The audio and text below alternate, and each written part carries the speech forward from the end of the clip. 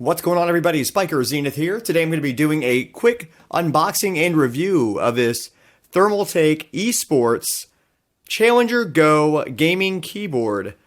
This is apparently backlit blue, 10 macro keys, USB ports on it. I don't know if they are USB 3.0 or just 2.0. I'm going to assume 2.0. Most of them are. It is signed by White Raw. I don't know who that is. I assume it's I think I Googled it and it was a StarCraft 2 player. I'm not sure if it would ever hold value to not open this. So I'm going to go ahead and open it anyway. I was at FortLan. That's where I had gotten this keyboard from. And there was all kinds of stuff going on. It was a little over 100 people there. It was a pretty neat time. I know I had a good time. As you can see my little lanyard I had from that. So let's go ahead and do a quick unboxing. It looks like it may have already been opened. I don't know if the keyboard itself has been open or not. I do not know. Maybe it's signed. That'd be neat. Let's go ahead and check it out. I've had experience with Thermaltake keyboards before. Their build quality is okay, but it's just there's a certain feel and touch that you go for in a keyboard that I don't know if this is going to have. Okay, there is the keyboard wrapped in plastic, of course. Pull that out of there. You can't really see any of the keys. That's all it is, huh? That's all it is. Alright. Oh, that angle here, the O key is a little, it almost looks like it's been used. Look at that. See the keys on there? The way the light reflects off of them? Could just be the light from the camera. But it's got a neat little logo on there. A little dragon of some sorts.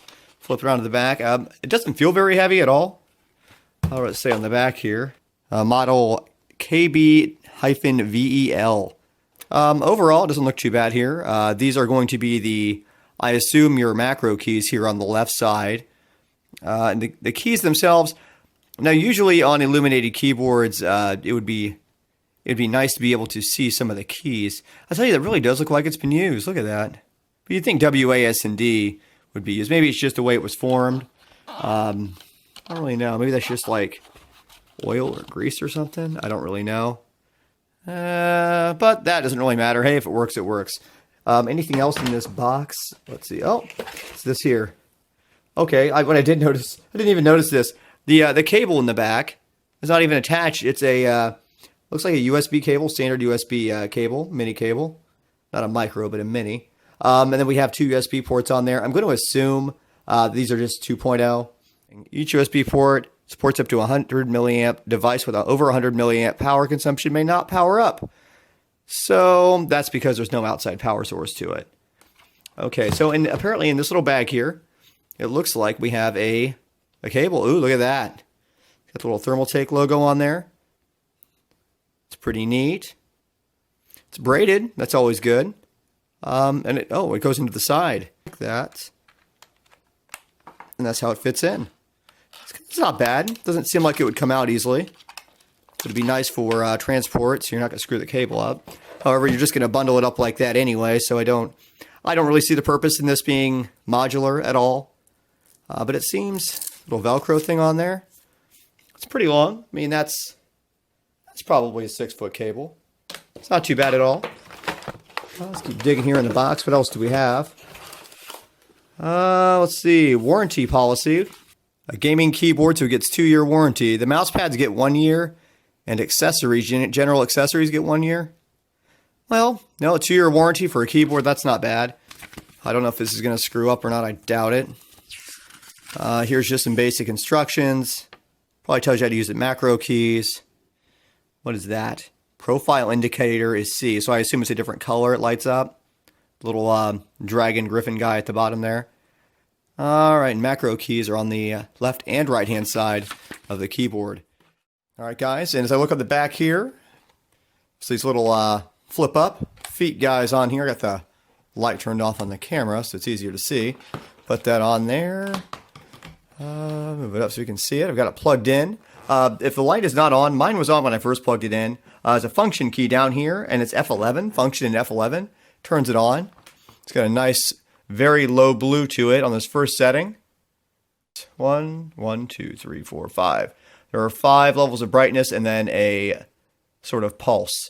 So let's leave it at the highest setting. let's unplug it and plug it back in and see if it remains that bright. So let's unplug it here if I can get the thing to unplug with one hand. Move my laptop around. Okay, it's unplugged. Let's plug it back in, see what it does. And it looks like it retained the setting. That's good. Good deal. Excellent. At least it starts off at the brightest setting, which is equally as good. On F12, if you can see that there, there's like a little indicator there underneath it. And it looks like that indicator on the far right with the 1, 2, and 3. I'm going to assume that's the different profiles. I would assume for the macro keys. So if we switch to that, hit our function key and hit that. That little thing lit up on the side there and it's red. Function again. And then it turned blue. Function again and it turned green. And then yellow. And then red, blue. Okay, so yellow, blue, red, and green. Okay, so let's leave it on blue. As you can see, I mean, it types the way a normal keyboard would type. It doesn't seem any different than the other Thermaltake keyboard that I have, which is the original Challenger. I do have that right here. It's like the only thing I can compare it to. This one does not light up or anything. The Thermaltake logo flashes the whole time and kind of pulsates. A little weird. It's not my cup of tea. This little fan with it. It's totally useless. I don't know why they have little fans like that.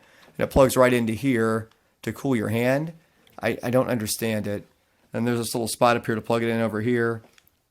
But that is kind of what I'm comparing it to. The buttons on this one are a little easier to push, I feel like, than the new one. I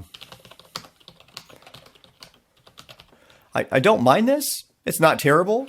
The button feel on here is probably on par with a laptop. The space bar's got a little bit of wobble to it, which I don't really care for. The switch gear is a little different. But it does have macro keys. It does have 10 of them. There are 5 on each side here. So I wonder if we can figure out how to program those real quick. How do I program one of the macro keys? Do I have to hold a certain button sequence or what? For further information on the Challenger Go gaming keyboard and features, please visit the website TTesports.com. So they don't give you any instructions on here on how to program the macro keys. They just give you a keyboard and tell you to go to their website. Check on the back of the box here, and I don't see any explanation on how to program those macro keys. So basically what happens is, in a few years, when this keyboard is discontinued, and maybe a couple years after that, they take it off their website, you're not going to be able to find this information. Hard-copied information it's becoming a way of the past, but it's a shame, because we kind of need to know how to program these things. Maybe it's something simple. Maybe I'm just not seeing it. Maybe that yellow mode is a programming mode. I really don't know, but it doesn't tell me. So how am I supposed to know? So I'm going to search real quick, and I'll come right back with the answer. Okay, so this is what I've discovered so far. You actually need a piece of driver software.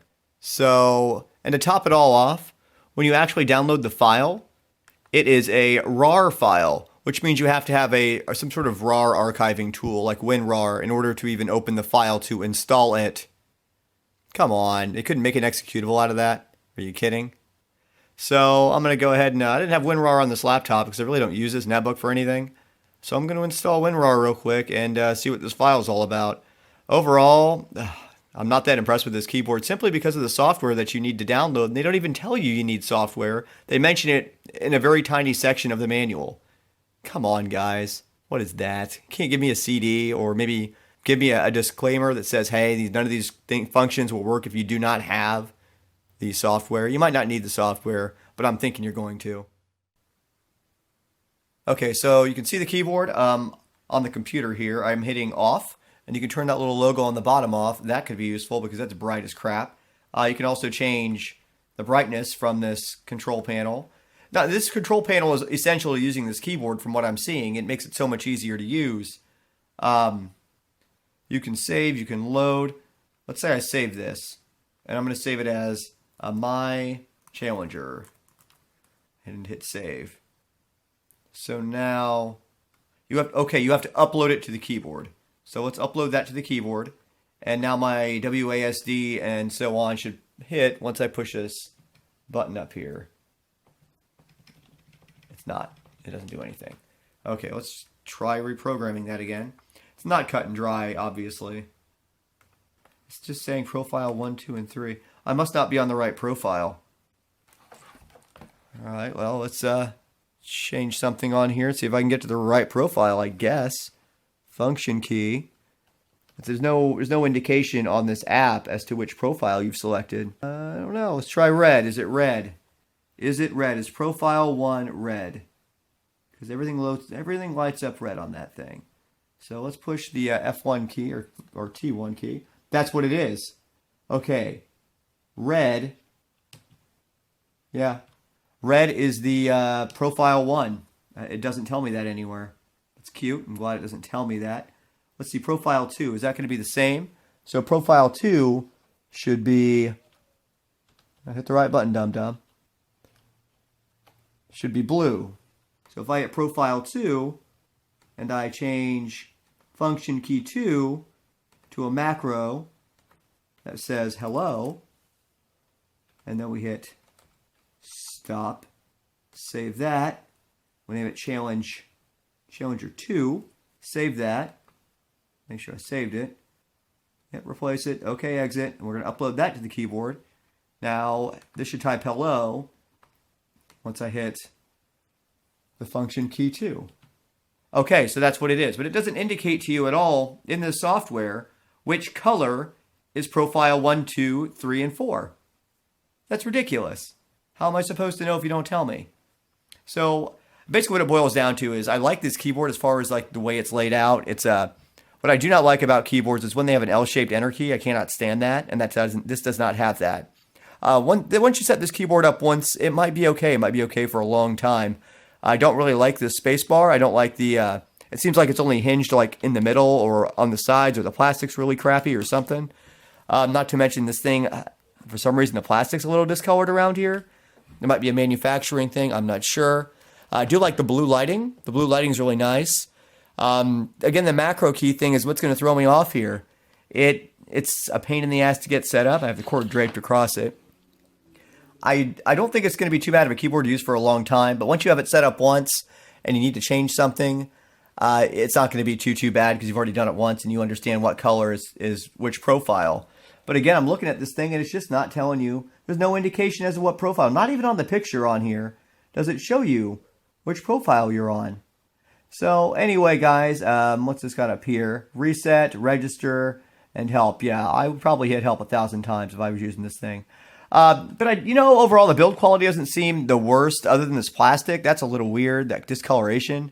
Again, it may have been open before. I can't imagine it would have been, but it might have.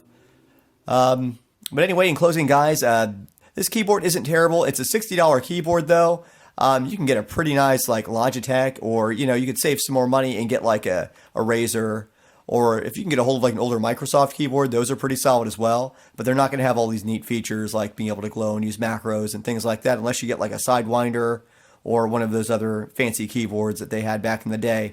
The blue color is nice. The macro keys are, again, wonky. Right off the bat, you can't even use the macro keys. You have to download their software. And then you have to have a RAR program, which most people do anyway, in order to install it. So I'm going to go ahead and leave it at that, guys. Let me know what you think of this keyboard if you've used it before or if you've used another Thermaltake keyboard in the past, or you might be using one now. Let me know what you think of the quality of it and how well it's held up for you. So if you like this video, give me a like, a comment, subscribe, and I will see you in the next episode.